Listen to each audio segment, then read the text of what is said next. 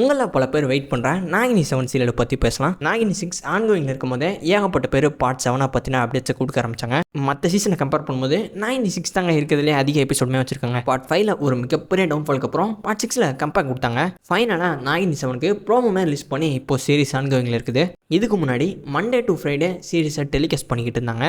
But season 7லேருந்து weekly தாங்க release ஆக போகுது. ப்ரோமோவை பற்றி பேசி ஆகணும். விஷுவல் பயங்கரமாக இம்ப்ரூவ் பண்ணியிருக்காங்க. சீரிஸ்க்கான பட்ஜெட் அதிகப்படுத்தி விஎஃப்எக்ஸை இன்னும் சூப்பராக இம்ப்ரூவ் பண்ணியிருக்காங்க. எப்பவும் போல் நாகம் மட்டும்தான் இருக்கும்னு நினைப்போம். பட் இந்த முறை டிராகனை காமிக்கிறாங்க. கண்டிப்பாக சீரியலுக்கு ஒரு ட்விஸ்ட்டு காத்திருக்குது. ஹிந்தியில் ஆன்கோயிங்கில் இருக்குது. சரி, ஓகே. தமிழில் எப்போ ரிலீஸ் பண்ணுவாங்கன்னு யோசிப்பீங்க.